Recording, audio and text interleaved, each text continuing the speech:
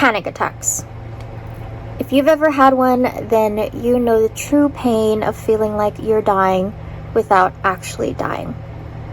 In my very first video, I talked a little bit about how I came to find the vocabulary for my anxiety and my panic attacks, and how difficult it was living with them without knowing what they were. Because not knowing what they were also meant not knowing how to treat them or get help for them. I also mentioned that I had them when I was in grad school every Wednesday before a particular workshop, and I had all of the physiological symptoms hours before I would have that workshop, to no avail, every week. And that was before I started my antidepressants or SSRIs. And after I had started my SSRIs, I mean, my memory is definitely kind of hazy because that was the pandemic, and I mean, I bet you all can relate. What happened during the pandemic is kind of like, it's like it's this block in my brain that I just can't remember. I just remember feeling really sad, and just, it's as if I just lost that part of that amount of time in my life. But I do remember that I wasn't having severe, frequent panic attacks like I was. Part of that was not having to go into class. We were all in Zoom, and so there was something about not having to have that physical element that was not triggering the panic attacks. And so I decided to make that the theme of this video today because I've been experiencing them again at a much more frequent basis, despite having been on SSRIs and doing therapy for nearly 4 years. So the difference between this time around and then was, back then I always always had some idea at the very least of what the trigger was for the panic attack. So the one hand in grad school, it was a particular class. Sometimes it was going up on stage and having to perform, or, you know, that stuff is really common. It's a very normal part of our everyday experience. And a lot of the times my panic attacks would be triggered by things that didn't seem like they should be triggering full-blown panic attacks. And I can explain what that means a little bit more, but essentially I was being triggered by very, very small things that I felt shouldn't trigger a full-blown panic attack. Maybe some slight anxiety or nervousness, but not feelings of dread and death. So, coming back to now, I wanted to share 2 specific examples of when I've had panic attacks recently that I can remember off the top of my head. They are both kind of without specific triggers. The first one was when I was at work. So I was working wardrobe for the Scream Zone with Haunted Hotel Incorporated here in San Diego. And if you don't know what that is, basically we put on this big seasonal thing for Halloween where guests can come in and walk through trails and mazes and get scared. And we hire scare actors, and there's someone who has to dress them, and that's me. So I'd be there at the location every night. They would tell me what character they're going to be, and then I'd pull costumes for them. And so I'd be there for maybe 4 hours. I had been doing it for a few weeks now, so it was very routine. I didn't have the best migraine day that day. I think I also mentioned I suffer from chronic migraines. So no full-blown migraine attack, but I did have some head fogginess, stuff like that. I wasn't feeling 100%, but nothing that was going to cause me to call in for work or anything like that. So I get ready, I make the drive, I get there, and it seems that as soon as I walk out of the car, the panic attack started edging in. That's always kind of the word I use, is edging. And it started with the stomach ache, this sort of like dull, they're always hard for me to explain, but if you've had them, you know exactly what I mean. This just overall sense of dread that manifests itself in like physical symptoms that's not being triggered by anything. So that's the part that really sucks, is that if you were to spill some hot water on yourself, you'd feel the sensation of being burned. If you stub your toe on a dumbbell, you'd feel that. And you know where the pain is coming from. And you know that it's going to go away because that's how the body works. But with panic attacks like this, they just start. And then I think, okay, I have tried to find association with it. Is it being here at work? Which is weird for me because I never had that experience before. I loved being there. I loved interacting with the actors. Being in a new environment is always a little anxiety provoking, but should they provoke a full-blown panic attack? Like, I don't think so. And so that was a scary part. So throughout the night, or actually I should start off before everyone started arriving. Usually I get there early to set everything up. I retreated back to my car. It's at the Del Mar Fairgrounds, so I drove and hid in a stable in my car, and I just tried to calm myself. And the thing with panic attacks is there's no real thing that you can do to get through it. You just kind of have to ride it out. And so I'm sitting there, I'm trying to slow down my breathing, I'm trying to kick in I always confuse the parasympathetic and sympathetic. I want to say sympathetic. You know what I mean? The non-fight or flight response one. To kick in so that I can calm myself down. I feel like I'm about to jump out of my skin. I'm constantly feeling like I want to just start sobbing. And I just feel like I'm having a heart attack and I want to die. And so I call my boyfriend, and I'm hoping that just by having someone to talk to that can kind of reel me back in. And I'm also indecisive, so I was asking him, should I tell the actor managers that I need to go home? But the thing is, with wardrobe, I'm the only one there that week. So if I left, it would be chaos because the wardrobe people are the only ones who kind of know what goes on with costumes. And I felt this immense sense of guilt. And so I thought, I can't leave them. And so I have these two opposing forces of wanting to just get the heck out of there, but also not wanting to do that to the staff. So that was one recent instance. A more recent instance was the Tuesday before Thanksgiving. My partner and I were driving to Marietta, which is about an hour from San Diego, so it's an hour drive, to spend Thanksgiving with my mom. And I'm driving, it's nighttime, so it's already dark out, and all of a sudden I get that feeling. So I don't go into full panic attack mode where I'm sobbing and I'm just, it's so hard to explain. And I'm feeling all of those physical symptoms at 100%, but I'm at the point where it's the precursor, so I'm feeling it start to come. And I'm starting to feel the dread in the pit of my stomach. I get the shakies, just overall discomfort. And I tell my partner, who was in the passenger seat, I feel like I'm about to have a panic attack, and I don't know why. We're just driving, have some music on. I was singing to the radio a few moments before that, and it just hits. So usually when those edging panic attacks come up, if I notice them quickly enough, I can kind of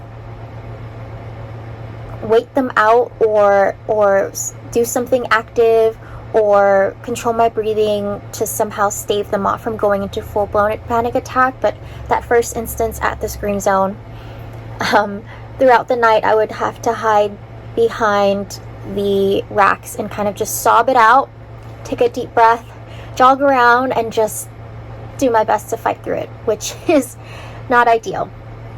A less specific trigger or time is lately I've been getting that edging into panic attack feeling when I wake up from naps. So I've started to develop a theory based on my own research, and it's almost like it's in the same way that too much caffeine triggers anxiety or panic attacks for me. If I have too much of it, I wonder if coming out from a nap and having that extra rest or that extra energy is somehow related to that. And the way that I think about it is I've attended this conference that was all about trauma. And it was all medical professionals. There was a lot of medical jargon that I didn't understand, but I learned a little bit about functional freeze. And for me, the idea is that we tend to go on our everyday lives and we don't always have the time or space, or give ourselves the time or space to process our emotions, trauma, whether that's recent or years past or childhood trauma. And sometimes we'll go about doing the most mundane things, driving up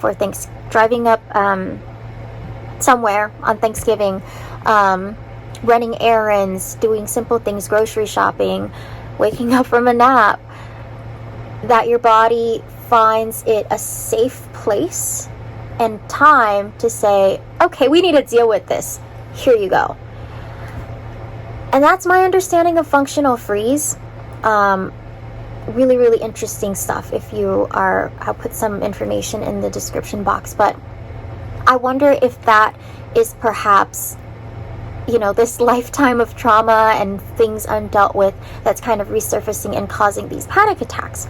And so when I was telling my psychiatrist and therapist, when I mentioned before that my psychiatrist had put me on buspirone on top of my SSRIs to help, it's been about 3 weeks now and I haven't noticed a marked difference, but I have another appointment tomorrow to kind of talk about that. And then my therapist wondered if my panic attacks, because of what happened at work, was triggered by previous residual workplace trauma. So we started EMDR, which is kind of a funny exercise, but to save time, I'll link information about what EMDR is in the description as well. And it was all centered around that workplace trauma. And after seeing her again today and talking about, giving her my updates, I told her, I don't think these panic attacks are being triggered by that residual workplace trauma. I think it's something bigger, it's something else, it's a combination of things. So EMDR is not super beneficial without knowing what the potential trigger is. So, what did we do? My therapist is a huge proponent of internal family systems psychotherapy. I believe it's what it's referred to as, or IFS.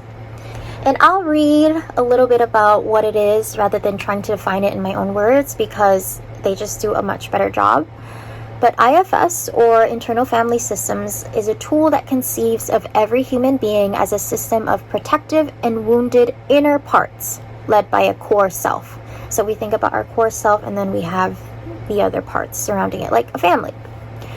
We believe the mind is naturally multiple, and that is a good thing. Just like members of a family, inner parts are forced from their valuable states into extreme roles within us. Self is in everyone, it can't be damaged, it knows how to heal. IFS is frequently used as an evidence-based psychotherapy, helping people heal by accessing and healing their protective and wounded inner parts. It creates inner and outer connectedness by helping people first access their self, and from that core, come to understand and heal their parts. So the way that happened today was my therapist had a pack of cards, each having a different image on it, and she asked me to choose one that represented my panic attacks. I went through every single one, and I ultimately chose an image of a tornado. So it had a lot of dark, gloomy colors, and it was just a big tornado spiraling. And then she asked me what feelings come up when I think about my panic attacks. Some of the words that came out were resentment, bitterness, lack of self-control, immense fear. And then she asked me to almost personify those 4 feelings, and if there were a bleacher on the side next to us, to seat them there and ask them to be quiet and not offer any of their insight in this exercise. And then I also had to personify my panic attacks. And she asked me, now what do I think of my panic attacks without those aside? What do you feel for it? And that one was really hard for me. To be honest, I was pretty blank, because I I had nothing but those feelings for my panic attacks. And then she asked me how old I think my panic attacks are. I said around 5 years old. Not how long it's been happening, but how old it feels to be. And then she asked me how old I think my panic attacks think I am. And I said 5, maybe. And then she challenged me to think about, at the end of that funnel, that tornado, there being a 5-year-old at the bottom of it all. And in that moment of the wild craziness of a panic attack, how would I treat that 5-year-old? Would I come at it with that fear? Would I approach it with that aggression or resentfulness? Or would I have more compassion and empathy and provide more of a gentle parenting, perhaps the gentle parenting that I felt I lacked, or the validation that I lacked? So it was a lot of encouraging me to be that parent that I didn't have for that 5-year-old girl. There was another part of the exercise where my therapist had asked me to tell my panic attacks, or the personification of it, how old I really am, and play a mental slideshow of my life, the things that I've gone through, the resilience that I've built. And then she asked me how it reacted. And again, I was blank. I'm like, I don't know. This is requiring a lot of imagination, even for a creative writer. And she asked me, well, was it at all surprised? And I thought, well, yeah. And she continued to ask me a slew of other questions, like, what is the panic attack? I forget what is that personification of those panic attacks think its job is? And I said, I think it takes its job way too seriously. And she asked me what that job might look like if it didn't have to do what it think it needs to do. And I won't go into all of those because I honestly don't remember all of the details, but it really got me thinking about an alternative way of treating and thinking about my panic attacks. And it's definitely not easy to just in the midst of a moment ignore the physical symptoms that you're feeling and have complete empathy and compassion.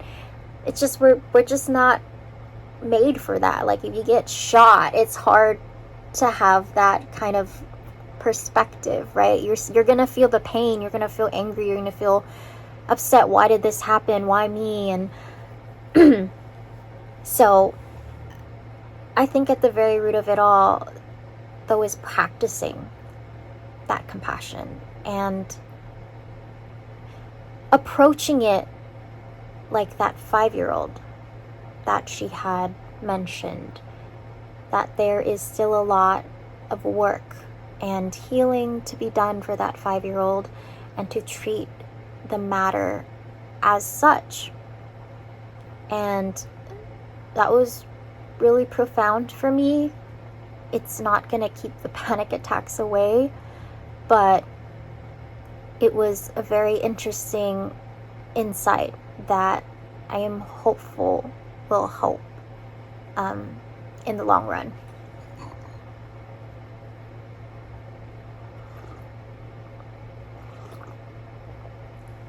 So another thing my therapist talked about, briefly, it's the last thing that I'll mention, was making space. She had asked me something about, when do I feel like I have this space to kind of sit with the discomfort, something like that. And I said that when I am actively practicing meditation and practicing yoga. And I also mentioned how I've been very neglectful of doing either of those things, or even incorporating exercise, which I know is very important for maintaining optimal mental health. I used to be really good, especially during the pandemic, with doing yoga every day. I have a favorite yogi, Yoga with Adriene, who saves my life. And then I was doing a meditation group with a group from UCLA for an hour every week, sometimes twice a week. I was very diligent, and both of those things together just helped me maintain more of a positive outlook, more confidence, and just more resilience overall. But like Adriene says, if you do yoga with Adriene, you know that showing up at the mat is the hardest part. And it's been extremely difficult for me to make the time. I'm not saying to find it, because it's always there, but to make the time to sit there, even if it's carving out this tiny little space in the room, just enough to do, like a full body stretch. I somehow just find excuses. I feel tired, I have a migraine, and my therapist encouraged me to change my perspective and to approach it with more of a with more neutrality, to approach it as a chore. Same thing, same way you would doing laundry, doing dishes. You don't have to hate it and you don't have to love it. It's just something that has to be done. And that was also helpful because when I first started yoga and discovered it, I loved it. And I just kept wanting to come and sit there on the mat and do some deep diving into my emotions and my body. And now sometimes it feels like a drag because I'm lazy, and it's been colder lately here in La Jolla. It's freezing in here all the time. I don't always want to sit there on the floor freezing to do yoga. So I kind of lost that love to sit there and do it. But so anyway, she suggested I think of it as a chore and just approach it with a more neutral perspective. Same with meditation. And over time, it'll kind of lose its, maybe I'll gain its luster back. I'll put it that way. Anyway, so I hope my rant on panic attacks was helpful to you. If you or anyone you know and care about are living with panic attacks or maybe don't know what they are yet and are wondering if they are panic attacks and what you might be able to do to create a life around them. Not in spite of them, but living with them. And finding some sort of resource that can help you keep them away or deal with them in a healthy manner. So yeah, I hope that was helpful to you. Thank you so much for joining me again, and I'll see you next time.